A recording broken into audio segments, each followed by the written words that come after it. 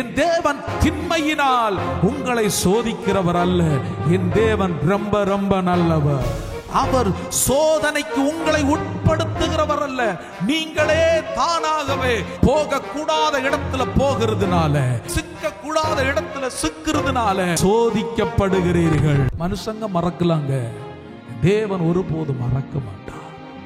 தேவன் ஒருபோதும் கைவிட மாட்டார். தேவன் எல்லாவற்றையும் காண்கிறவர். ஒரு கிளாஸ் தண்ணி கொடுத்தா கூட அதுக்கு பிரதிபலன் உண்டு. அநீதி உள்ளவர் அல்ல. சந்தோஷமா இருக்கிறவங்க கரங்களை தட்டி ஆண்டவருடைய நாமத்தை மகிமைப்படுத்துங்க பார்க்கலாம். நல்லா கையை தட்டணும், நல்லா கையை தட்டணும். தட்டுனா ஜீவனோடு தட்டணும். ஜீவன் உள்ளவர்கள் எல்லாம் கர்த்தரை துதிப்பார்களாக. பலருக்கும் ஜீவன் இல்லை. ஆண்டவர் உங்களுக்கும் எனக்கும் சுகத்தையும் பலத்தையும் ஆரோக்கியத்தையும் தந்திருக்கிறார். ஆகவே கையை தட்டி ஆண்டவருடைய நாமத்தை மகிமைப்படுத்துங்க. இன்றைக்கு பேசுகிறதான வார்த்தைகள் பேசும் பொழுதே கர்த்தருடைய பிரசன்னம் உங்களை தொடப்போகிறது. நீங்க எதிர்பார்க்கிறதற்கு விட மேலான காரியங்களை என் தேவன் உங்கள் வாழ்க்கையில செய்து முடிக்க போகிறார். முடிவே பார்க்க முடியல என்கிறதான எதிர்பார்ப்போடு தான் இன்னைக்கு வந்திருப்பீங்க. எனக்கு என்ன நடக்கும், என்னுடைய வாழ்க்கையில எதை நான் பார்க்க போறேன், எதை நான் சாதிக்க போறேன்னு சொல்லிதான் இந்த வார்த்தையை நீங்க கேட்கிறீங்கன்னா, இப்பொழுதே இயேசுவின் அதிகாரமுள்ள நாமத்தினால் உங்களுக்கு ஒரு அற்புதம் நடப்பதாக. வசனங்கள் மூலமாக உண்டாகிறதான விடுதலைகளை பரிசுத்த ஆவியானவர் கொடுப்பாராக. தேங்க்யூ ஜீ. நல்ல கையை தட்டி ஆண்டவருடைய நாமத்தை மகிமைப்படுத்துங்க. Thank you holy spirit. Thank you Jesus. இன்றைய வேத வசனத்தின் தியானத்திற்காக யோவான் 10ஆம் அதிகாரம் அதனுடைய 10-11 வசனம். யோவான் 10ஆம் அதிகாரம் அதனுடைய 10-11 வசனம் வாசிக்கிறேன். திருடன் திருடவும் கொல்லவும் அழிக்கவும் வருகிறானே அன்றி வேறொன்றுக்கும் வரான். நானோ அவைகளுக்கு ஜீவன் உண்டாயிருக்கவும் அது சம்பூர்ணப்படவும் வந்தேன். நானே நல்ல மேய்ப்பன். நல்ல மேய்ப்பன் ஆடுகளுக்காக தன் ஜீவனை கொடுக்கிறான். நல்ல மேய்ப்பன் தன் ஆடுகளுக்காக ஜீவனை கொடுக்கிறான். எத்தனை பேர் விசுவாசிக்கிறீங்க? இன்றைக்கு நம் பக்கத்துல ஒரு நல்ல மேய்ப்பன் கடந்து வந்திருக்கிறார். ஹல்லேலூயா. என்ன சூழ்நிலையோடு வந்தாலும் இன்றைக்கு நீங்க எழும்பி போகும் பொழுது வித்தியாசமான ஒரு விடுதலையோடு, நீங்க எதிர்பார்ப்புக்கு மிஞ்சினதான காரியத்தோடு எழும்பி போக கர்த்தர் கிருபை செய்வாராக. இன்றைக்கும் இந்த வசனத்தின் ஆதாரமாக ஒரு தலைப்பை சொல்லுகிறேன். தேவனை சரியாக புரிந்து கொள்ளுங்கள். என்ன சொல்லுங்க? தேவனை சரியாக புரிந்து கொள்ளுங்கள். எத்தனை பேர் ஆராதிக்க வருகிறவர்கள் ஆண்டவரை சரியாக புரிந்து கொள்ளுகிறார்கள் என்று தெரியல. கடமைக்காக ஆராதிக்கிறவர்களும் உண்டு, நற்பந்தத்தினாலும் ஆராதிக்கிறவர்களும் உண்டு. கஷ்டங்கள் வரும் பொழுது ஆராதிக்கிறவர்கள் உண்டு, நன்மைகள் வரும் பொழுதும் ஆராதிக்கிறவர்கள் உண்டு. கஷ்டங்கள் வரும் பொழுது ஆண்டவரை தூசிக்கிறவர்களும் உண்டு. கஷ்டங்கள், பாரங்கள், பிரயாசங்கள் நம்முடைய வாழ்க்கையில கடந்து வரும் பொழுது ஆண்டவரை மட்டும் கனப்படுத்துகிறவர்களும் இந்த காலகட்டத்தில் இருக்கதான் செய்கிறார்கள். ஆனாலும் முடிந்த மட்டும் கடைசி காலமானபடியினால் ஆண்டவருடைய அன்பை விட்டு பின்மாறுகிறதற்காக சத்துருவானவன் எவனை அழிக்கலாமோ என்று சொல்லி சுற்றி வகை தேடிக்கொண்டிருக்கிறார். பல சூழ்நிலைகளை, பல காரியங்களை நம் வாழ்க்கையில சத்துருவானவன் அனுமதிக்கும் பொழுது, ஐயோ நான் பாவம் செஞ்சதுனால தான் இவ்விதமான காரியங்கள் வாழ்க்கையில நடக்கிறது என்று சொல்லி நீங்க நினைக்காதீங்க. என் தேவன் திண்மையினால் உங்களை சோதிக்கிறவர் அல்ல. என் தேவன் ரொம்ப ரொம்ப நல்லவர். என் தேவன் ரொம்ப ரொம்ப நல்லவர். அவரை சரியாக புரிந்து கொண்டவர்களுக்கு இன்றைக்கு அவர் ஒரு நல்ல தகப்பனாக, நல்ல மேய்ப்பனாக உங்க கூடவே இன்றைக்கு வரப்போகிறார்.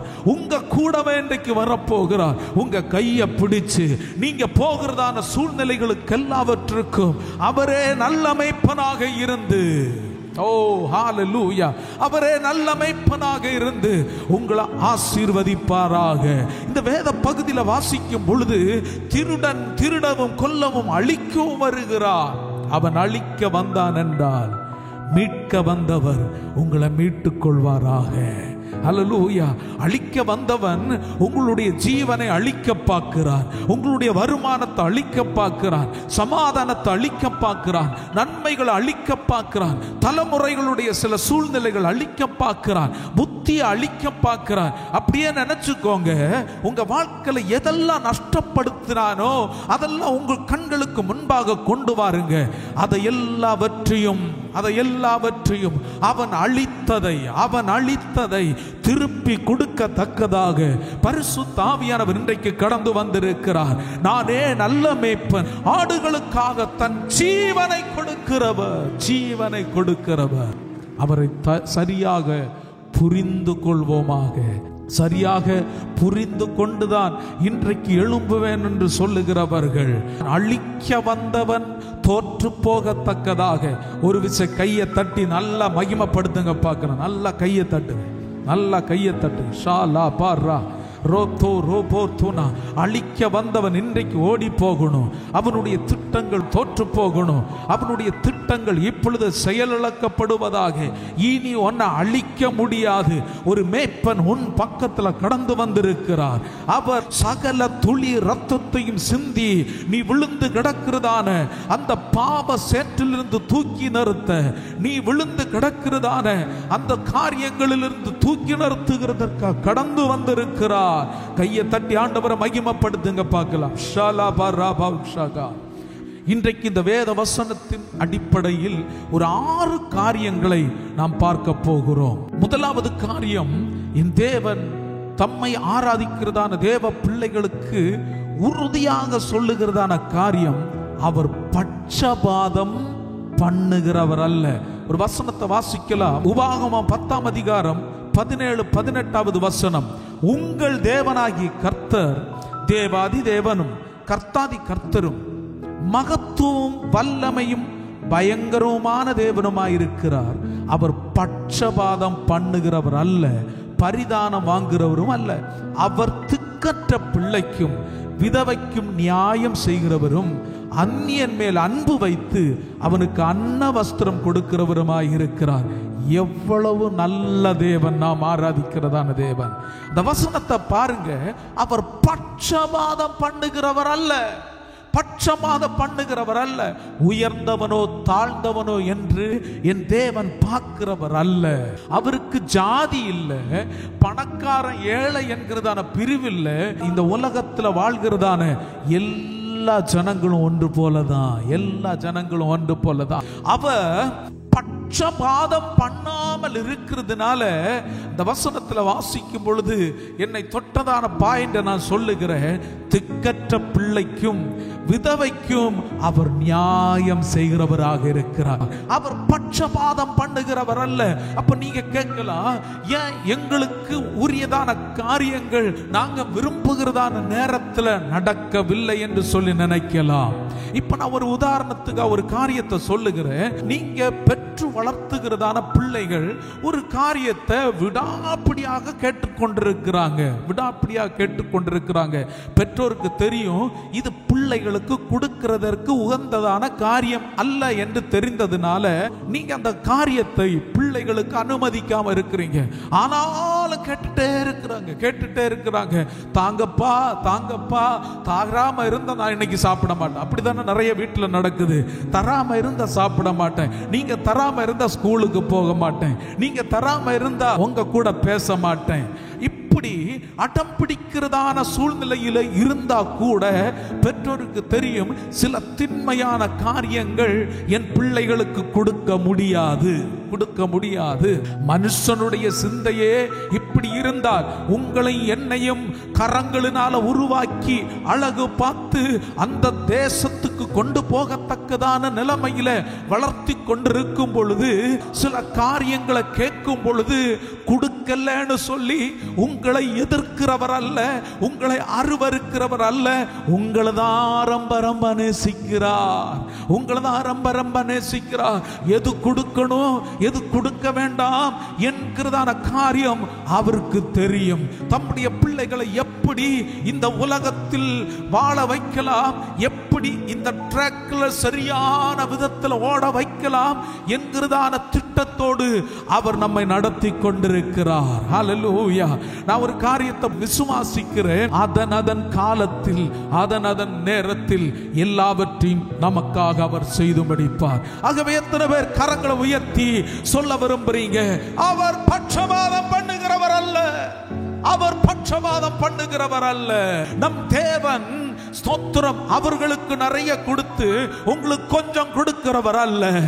அவனுக்கு தக்கதான அளவை பரலோகத்தில் நேர்த்தியாக கொடுக்கிறதற்காக அவர் காத்து கொண்டே இருக்கிறார். இந்த கொஞ்ச கால சூழ்நிலைகளுக்காக அவரை குறை சொல்லாதிருப்பீர்களாக, குறை சொல்லாதிருப்பீர்களாக. அன்பான தேவனுடைய பிள்ளைகளே, உன்னுடைய நியாயத்துக்குள்ளாக இருக்காம கர்த்தர் நம்மளை எதிர்பார்க்கிறதான காரியங்களுக்கு நேராக உங்களை நீங்க விட்டு கொடுக்கிறீர்கள் என்றால் பட்சபாதம் பண்ணுகிறவர் அல்ல.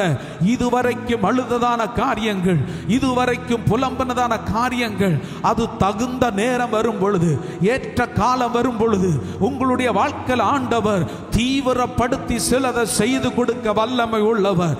உங்களை ஒருபோதும் ஆமே ஸ்தோத்திரம் மற்ற ஜனங்கள் நடுவில் தலை குனிய அனுமதிக்க மாட்டார்.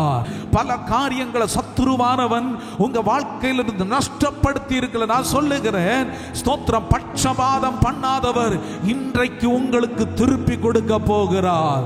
தேவனை சரியாக புரிந்து கொள்வீர்களாக. அப்ப முதல் காரியம் பார்த்தோம், அவர் பட்சபாதம் பண்ணுகிறவர் அல்ல, பட்சபாதம் பண்ணுகிறவர் அல்ல. இரண்டாவது காரியம், அவர் மனுஷனுடைய ஜீவனை அழிக்கிறவர் அல்ல, அழிக்கிறவர் அல்ல. லூக்கா எழுதின சுவிசேஷம் 9ஆம் அதிகாரம் 52 அதனுடைய 56வது வசனம் வரை வாசிக்கும் பொழுது, தமக்கு முன்பாக தூதர்களை அனுப்பினார். அவர்கள் போய் அவருக்கு இடத்தை ஆயத்தம் பண்ணும்படி சமாரியருடைய ஒரு கிராமத்திலே பிரவேசித்தார்கள். அவர் எருசலேமுக்கு போக நோக்கமாய் இருந்தபடியால் அவ்வூர் அவரை ஏற்றுக்கொள்ளவில்லை. அவருடைய சீசராகிய யாக்கோபும் யோவானும் அதை கண்டபோது, ஆண்டவரே, எலியா செய்தது போல வானத்திலிருந்து அக்கினி இறங்கி அவர்களை அழிக்கும்படி நாங்கள் கட்டளையிட உமக்கு சித்தமா என்று கேட்டார்கள். கையை உயர்த்தி ஒரு அல்லேலூயா சொல்லுங்க. எலியா செஞ்சது போல நாங்க செய்யட்டா, அழிக்கட்டா என்று சொல்லி ஆண்டவரோடு கேட்கிறாங்க. கர்த்தராகிய இயேசு கிறிஸ்துவோடு கேட்கிறாங்க.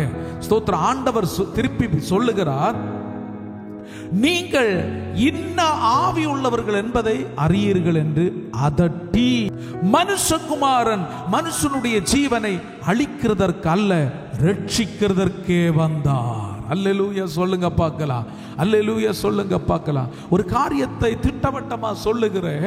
கர்த்தருடைய ஊழியக்காரர்களை துன்புறுத்தும் பொழுது ஏன் இன்றைக்கு மௌனமாக இருக்கிறாங்கன்னா, இதுதான் காரியம், இதுதான் காரியம். எங்களுடைய சிந்தைகளில் கூட அப்படி வரக்கூடாது. அழிக்கணும், கொல்லணும், அழிக்கணும், கொல்லணும், அவ நாசமா போணும், அப்படி என்கிறதான காரியம் வந்துச்சுன்னா நாம் சாத்தானுடைய பிள்ளைகளாக இருக்கிறோம் என்ற அர்த்தம். என் தேவன் அழிக்கிறவர் அல்ல, என் தேவன் அழிக்கிறவர் அல்ல. தேவனை சரியாக புரிந்து கொள்ளுங்க. சுவிசேஷம் சொல்ல போகிறதான இடங்களில் உங்களை சுவிசேஷம் சொல்ல விடவில்லை என்றால் ஆமை கவலைப்படாதீங்க. இயேசு என்கிறதான வார்த்தை தேசங்கள் முழுவதும் முழங்க போகிறது. நான் இந்த இடத்துல நின்று கொண்டு சொல்லுகிறேன், இந்தியாவில் ஒரு எழுப்புதல் உண்டாக போகிறது, இந்த தேசத்தில் ஒரு எழுப்புதல் உண்டாக போகிறது. கர்த்தருடைய கிருபை வெளிப்பட போகிறது. என் தேவன் மனுஷனை அழிக்க வரவில்லை, என் தேவன் மனுஷனுக்கு ஜீவனை கொடுக்க கடந்து வந்திருக்கிறார், ரட்சிப்பை கொடுக்க கடந்து வந்திருக்கிறார். குப்பையில கிடக்கிறதான தம்முடைய பிள்ளைகளை தூக்கி நிறுத்த கடந்து வந்திருக்கிறார். அப்படின்னா எல்லாரும் கண்களை மூடுங்க பார்க்கலாம். கர்த்தருடைய முகத்தை நோக்கி பாருங்க. ஏசப்பாவுடைய முகத்தை பார்த்து சொல்லுங்க, ஆண்டவரே, உம்மை பின்பற்றாத ஜனங்கள், உமக்கு பிரியமில்லாத காரியங்கள் செய்து கொண்டு தம்முடைய பிள்ளைகளை துன்புறுத்துகிறதான தம்முடைய பிள்ளைகளை இப்பொழுதே ரட்சிப்பீராக. இவர்களை ரட்சிக்க வந்ததான தகப்பன் தானே, கொல்லுகிறதற்கல்ல, ரட்சிக்கிறதுக்கு வந்தீங்கன்னா இப்பொழுதே ஸ்தோத்திரம், உம்முடைய தொடுதல் சிலர் நடுவில் வெளிப்படுவதாக, இயேசுவின் நாமத்தினால் வெளிப்படுவதாக. மூன்றாவது காரியம், என் தேவன் பொல்லாங்கினால் சோதிக்கிறவர் அல்ல. யாக்கோபு 1:13-14 சோதிக்கப்படுகிற எவனும் நான் தேவனால் சோதிக்கப்படுகிறேன் என்று சொல்லாதிருப்பானாக. தேவன் பொல்லாங்கினால் சோதிக்கப்படுகிறவர் அல்ல, ஒருவனையும் அவர் சோதிக்கிறவரும் அல்ல. 14 அவன் எப்படி சோதிக்கப்படுறாங்களா? எப்படி சோதிக்கப்படுறாங்க? இந்த 14 கவனிங்க. அவன் தன் சுய இச்சையினாலே இழுக்கப்பட்டு சிக்கொண்டு சோதிக்கப்படுகிறாங்க. சுய இச்சையினாலே இழுக்கப்பட்டு சிக்கொண்டு சோதிக்கப்படுறாங்க. அப்போ ஆண்டவர் நம்ம சோதிக்கல, எப்படி சோதிக்கப்படுகிறோம்? அவனுடைய சுய இச்சையில இழுக்கப்பட்டு அந்த இழுப்பின் நிமித்தமாக சிக்கொண்டு கிடக்கிறதான அந்த இடத்திலிருந்து எழும்ப விடாதபடிக்கு நம்ம இருக்கிறதுனாலதான் சோதனையை ஜெயிக்க முடியாமல் இருக்கிறோம். ஓட்ட பந்தயத்தில் ஓடுகிறவர்கள் அத்தனை பேரும் பெற்றுக்கொள்ளணும்னு சொல்லிதான் ஆண்டவர் விரும்புகிறார். ஆனா சிக்குண்டு கிடக்கிறதுனால் பொல்லாங்கானவனுடைய அந்த சிக்குக்குள்ள சிக்கி கிடக்கிறதுனால், அந்த சுய இச்சையில விழுந்து கிடக்கிறதுனால் சிலதை ஜெயமாக மாற்ற முடியவில்லை. அன்பு வாலிப பிள்ளைகளை நல்லா கவனிக்கணும். இந்த உலகத்துல வாழும் பொழுது உன்னை அந்த தேசத்திற்கு கொண்டு போக விடாதபடிக்கு சில ஆசைகளை கொண்டு போடுவான். உங்க ஃப்ரெண்ட்ஷிப் இருப்பாங்க, கூடி சேர்ந்து இருப்பீங்க. நீங்க ஸ்கூல்ல படிக்கும் பொழுது, காலேஜ்ல படிக்கும் பொழுது, மாமச்சா ஒரு தம் அடிச்சிடலாம், கொஞ்சம் அடிச்சிடலாம், கொஞ்சம் கிக்க அறியலாம், இப்படி எல்லாம் சொல்லுவான். இவன் மட்டும் ஒரு பரிசுத்தான். உன்னை பாஸ்டர்னு சொல்லுவாங்க, கிண்டல் பண்ணுவாங்க. என்ன கிண்டல் பண்ணதான் நான் சொல்றேன். படிக்கிறதான காலங்களில் இப்படிப்பட்டதான பிள்ளைகள் இருப்பாங்க. ஆனா பிள்ளைகள் பக்கத்திலேயே இருக்கக்கூடாதுன்னு சொல்லல. ஆண்டவருக்கு பிரியமில்லாத காரியங்களை யாராக செய்கிறார்கள் என்றால் முடிந்த மட்டும் அதுல சிக்கி கொள்ளாதபடிக்கு அந்த இடத்தை விட்டு நீங்க மாறி போக வேண்டும் என்று தயவோடு நான் கேட்டுக்கொள்கிறேன். ஒரு நடந்த சம்பவத்தை உங்களுக்காக நான் சொல்ல விரும்புகிறேன். வாலிபர்கள் நன்றாக கவனமாக கவனிக்கும்படியாக கேட்டுக்கொள்கிறேன். கர்த்தர் உங்களை ஆசீர்வதிப்பாராக. ஒரு வாலிப தம்பி இருந்தார். அவன் சிறு வயதிலிருந்து ஆண்டவருக்கு பயந்தவனும் கர்த்தரை நேசிக்கிறவனும், ஒவ்வொரு ஆராதனைக்கும் முடக்காதவனாக, ஒவ்வொரு ஆராதனைக்கும் கடந்து போய் ஆண்டவரை சேவிக்கிறவனுமாக இருந்தான். அவனுக்குள்ள ஒரு பயங்கரமான தாகம் என்னன்னா, அழிந்து போகிறதான ஜனங்களை ரட்சிப்புக்கு நேராக நடத்த வேண்டும் என்கிறதான தாகம் அவனுக்குள்ள இருந்துச்சு. ஒவ்வொரு ஆராதனை முடிந்து போகும் பொழுதும் அநேக பேர் கள்ளு சாப்பு பக்கத்துல குடிச்சு மறைஞ்சு அப்படியே இருப்பாங்க. இவன் கூட படிச்சுதான அவன் சில நண்பர்கள் அப்படியே குடிச்சு வரிச்சு அப்படி இருக்கிறாங்களாம். அப்போ அவங்கள கூப்பிட்டு ஆண்டவருடைய அன்பை பற்றி பேசி இருக்கிறாங்க. அப்போ போமச்சா அப்படியெல்லாம் சொல்லி கிண்டல் பண்ணி விட்டு இருக்கிறாங்க. விடல, இந்த தம்பி விடல. எப்படியாகலும் ஆண்டவருக்கு நேராக கொண்டு வர வேண்டும் என்கிறதான அந்த நோக்கத்தோடு கூட திருப்பி அப்படியே ஃப்ரெண்ட்ஷிப் வைக்க ஆரம்பிச்சிருக்கிறாரு. அவங்க சாப்பிட கூப்பிடுற இடத்துல இவர் போடுறது, இவன் சாப்பிடுற இந்த ரட்சிக்கப்பட்ட தம்பி சாப்பிட கூப்பிடுற இடத்துல அவங்க வாரது. அப்படி பழக்கங்கள் அது பலமாக ஆரம்பித்தது. சத்துருவானவன் கிரியை செய்ய ஆரம்பித்தான். கேரளா மாநிலத்துல கள்ளு சாப்புன்னு சொல்லுவாங்க. அங்க போகிற இடங்கள் எல்லாம் அப்படி கூரை எல்லாம் கட்டி அப்படியே வச்சிருப்பாங்க, கள்ளு சாப்பு. ஸ்தோத்திரம். அந்த கள்ளு சாப்புல போய் கப்பையும், அங்க கப்பன்னு சொல்லுவாங்க, கிழங்கும் பீஃப் கறியும் சாப்பிடலான்னு சொல்லி போனாங்களாம். போய் சாப்பிட்டு கொண்டிருக்கும் பொழுது சத்துருவானவன் சோதிக்க ஆரம்பித்தான். எப்படின்னா, பீஃப் சாப்பிட்ட உடனே இந்த ரட்சிக்கப்பட்டதான தம்பிக்க வாய்க்குள்ள பீஃப் சிக்கிருச்சு. மூச்சு விட முடியல. அப்படி மூச்சு விட முடியாத அளவுக்கு தண்ணின்னு கேட்கறதுக்கு வாய்ஸ் இல்ல. பக்கத்தில் உள்ளவங்க ஃப்ரெண்ட்ஷிப்புங்க எல்லாம் தண்ணி அடிச்சு கும்மாள ஆடி கொண்டிருக்கிறாங்க. அவங்களுக்கு என்ன சத்தமா கேட்கும்? அவங்களுடைய அந்த என்ஜாய்மெண்ட்ல அப்படி இருந்து கொண்டிருக்கும் பொழுது இந்த மகன் அப்படி துடித்து கொண்டிருக்கிறான். யாரோ ஒருத்தங்க பார்த்தாங்க, வேற ஒண்ணும் கிடைக்கல, அப்படியே வாயில கொண்டு கள்ள ஊத்துனாங்க. சிக்கி இருந்த பீஃப் அவருடைய வாய்க்குள்ள அங்க போயிருச்சு. ரிலீஃப் ஆனாரு. கொஞ்சம் நாட்கள் போக போக கொஞ்சம் வச்சது அது கொஞ்சம் ஜாஸ்தியாகி அப்படி பரிபூர்ணமாக ஆண்டவருக்கு பிரியமில்லாத அடிமைத்தனத்துக்குள் ஆகி மற்றவர்களை போல ஆக நேரிட்டது. அன்பு தேவ பிள்ளைகளே, நான் உங்களை பார்த்து சொல்லுகிறேன், சில காரியங்களில் நாம் அகப்படக்கூடாது. சிக்கி இருக்கிறீர்கள் என்றால், அதிலிருந்து விடுபட்டு வர முடியவில்லை என்றால், அந்த காதலிலிருந்து உங்களுக்கு திருப்பி வர முடியவில்லை என்றால், ஆண்டவர் உங்களை அன்பாக அழைக்கிறார். அவர் சோதனைக்கு உங்களை உட்படுத்துகிறவர் அல்ல. நீங்களே தானாகவே போகக்கூடாத இடத்துல போகிறதுனால, சிக்க கூடாத இடத்துல சிக்கிறதுனால, நீங்க அகப்பட்டு இருக்கிறதுனால தான் சோதிக்கப்படுகிறீர்கள். ஹல்லேலூயா. ஒரு வாட்டி சிக்கினீங்கன்னா திருப்பி வருகிறது ரொம்ப கஷ்டம். மக்களே, வாலிப பிள்ளைங்க தயவு செய்து புரிந்து கொள்ள வேண்டும். அநேக பேர் அன்பா பேசுவாங்க, நான் உன்னை ரொம்ப வச்சு பாதுகாத்து கொள்ளலாம், உன்னை நான் மரண பரியந்த நடத்தலாம்னு சொல்லுவாங்க. காதல் காதல் என்று போயிராதீங்க. கர்த்தர் உங்களை நேசித்துக் கொண்டிருக்கிறார். அந்த அன்புக்கு முன்பாக எந்த காதலும் நிற்காது. அவரை காதல் பண்ணுங்க, அவரை லவ் பண்ணுங்க, அவர் தான் உங்களுக்கு எல்லாம். அவரை மட்டும் நேசிங்க. சிக்குண்டு கிடக்கிறதான இடத்திலிருந்து, விழுந்து கிடக்கிறதான இடத்திலிருந்து இன்றைக்கு உன்னை எழுப்புகிறதற்கு அவருடைய கரம் வரப்போகிறது. இன்னைக்கு நீ ரட்சிக்கப்பட விட்டு கொடுக்கிறியா? விட்டு கொடுக்கிறியா? தேவனை சரியாக புரிந்து கொண்டவர்கள் சிக்க வைக்கிறதான சூழ்நிலைகளில் அகப்பட மாட்டாங்க. ஆதாம் ஏவாளுடைய வாழ்க்கையில பாருங்க, சர்ப்பமாகிய சாத்தான் தந்திரமாக அவர்களை வஞ்சித்தான். விலக்கப்பட்டதான கனி, எல்லா கனியும் புசிக்கலாம், ஆனால் நன்மை தீமை அறியத்தக்கதான இந்த கனியை, இந்த விருட்சத்தின் கனியை நீ புசிக்கும் நாளிலே சாகவை சாவா என்று சொன்ன பிற்பாடும் வசீகர வார்த்தையை பேசி அதுல சிக்க வச்சான். அநேக பேரை சத்துருவானவன் சிக்க வைக்கிறான். ஹல்லேலூயா. பார்வைக்கு இன்பமானது, பார்க்கிறதுக்கு அழகாக அப்படி சிக்க வைக்கிறான். மயங்கி திரிகிறீங்களா?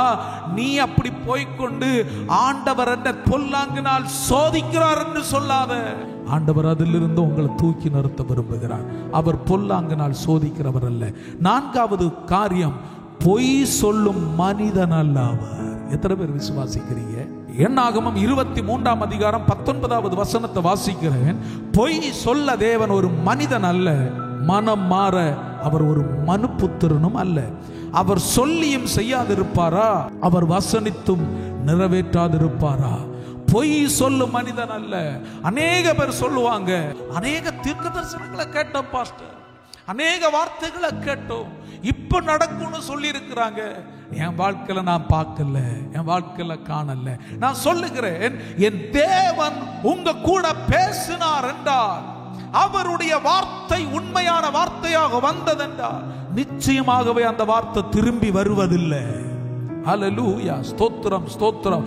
வானத்திலிருந்து மழை எந்த இடத்துல பெய்யுமோ அதே போலதான் என் தேவனுடைய வார்த்தையும்.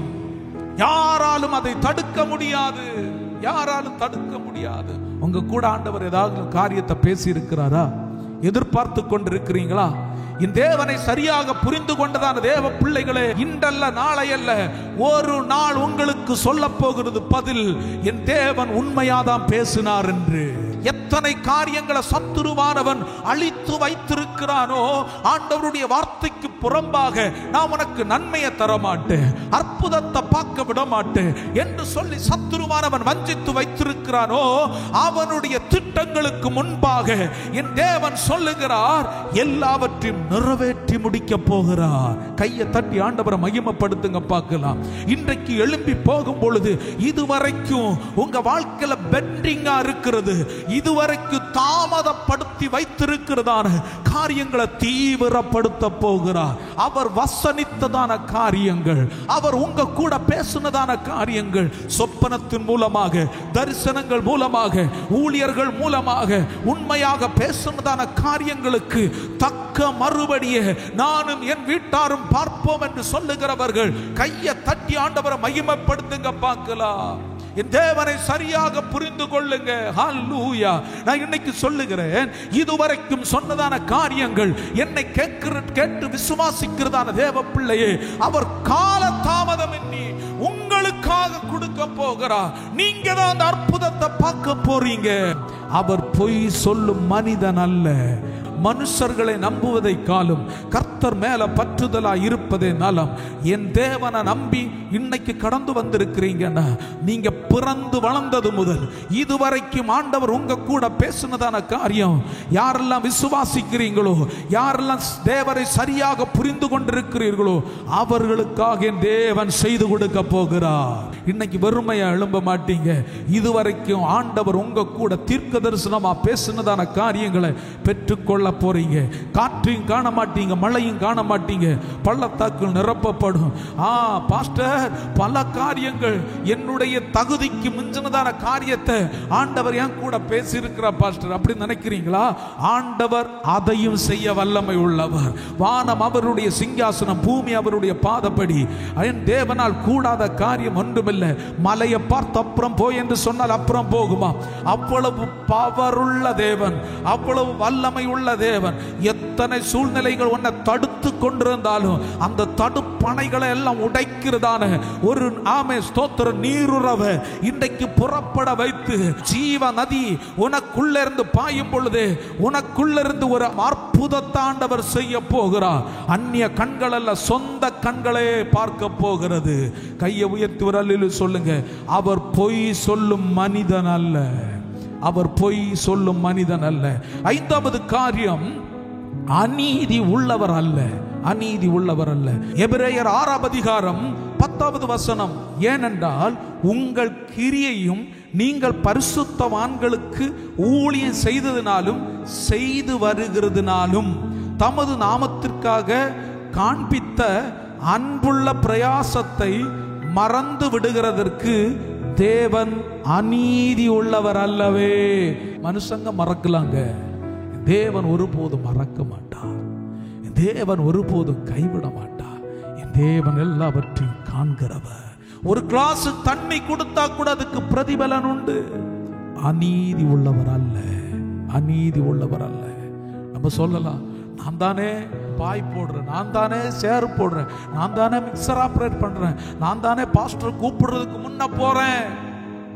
ஒரு நாள் உங்களுக்காக அது பதில் சொல்லும். ஒரு நாள் பதில் சொல்லும்.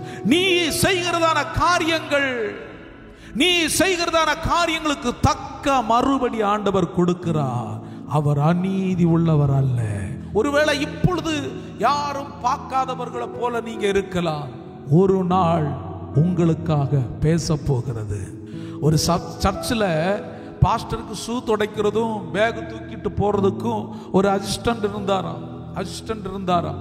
அநேக ஆயிரங்கள் ஆராதிக்கிறதான சர்ச்சு, அநேக உடன் ஊழியர்கள் இருந்தாங்க, நல்ல திறமை உள்ளவர்கள் இருந்தாங்க.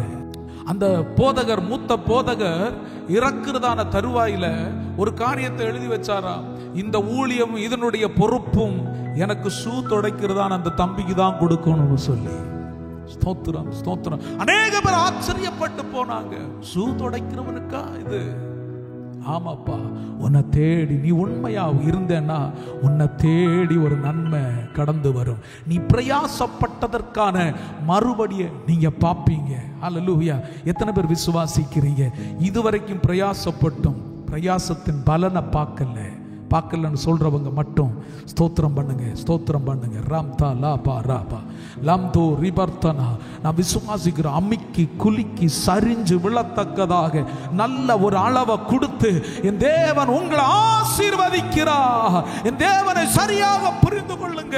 அவருடைய நேரம் வரும் பொழுது நீங்க எதிர்பார்க்காத காரியங்களை என் தேவன் உங்களுடைய வாழ்க்கையில செய்வார். 6வது காரியம், இரண்டாம் விசை பார்த்து என் தேவன் திருத்துகிறவர் அல்ல. மனுஷங்க ஒருவேளை மாறி மாறி பேசலாம். இன்னைக்கு பேசுறது நாளைக்கு மறந்துடுவாங்க. இன்னைக்கு பேசுறது நாளைக்கு நான் எனக்கு ஒண்ணு தெரியாதுன்னு சொல்லி கையும் கட்டிட்டு நின்றுவாங்க. எனக்கு கூட தெரியாதப்பா அப்படி நின்றுவாங்க. ஆனா என் தேவன் ஒரு வார்த்தை சொன்னார்னா இரண்டாம் விசை திருத்துகிறவர் அல்ல, சொன்ன வார்த்தை அப்படியே செய்கிறவர். யோபு 33ஆம் அதிகாரம் 14வது வசனம், தேவன் ஒரு விசை சொல்லி இருக்கிற காரியத்தை இரண்டாம் விசை பார்த்து திருத்துகிறவர் அல்லவே அல்லவே. தேவனை சரியா புரிந்து கொள்றீங்களா?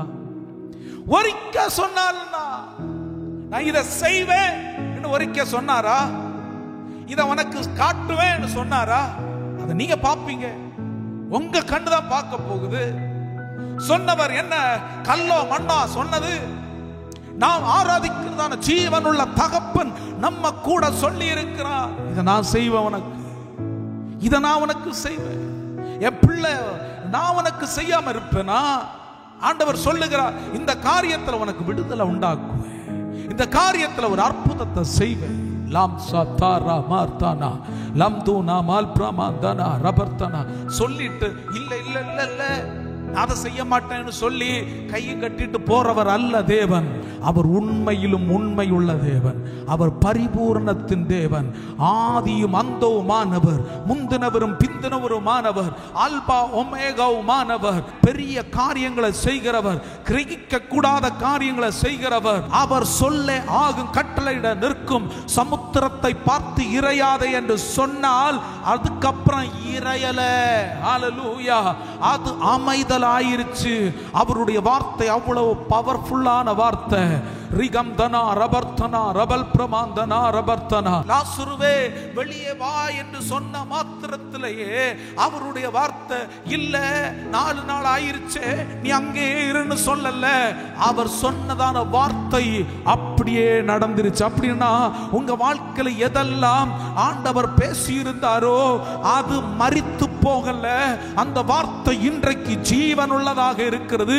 இனிமேலும் அதை செய்ய வல்லமை உள்ளவர். உங்களுடைய கண்கள் மூடுகிறதற்கு முன்பாக இந்த பூமியில எதெல்லாம் செய்வேன் என்று சொன்னாரோ அத்தனை காரியங்களையும் உங்க வாழ்க்கையிலேயே ஆண்டவர் உங்களுக்காக செய்து கொடுக்க போகிறார். ஹல்லேலூயா.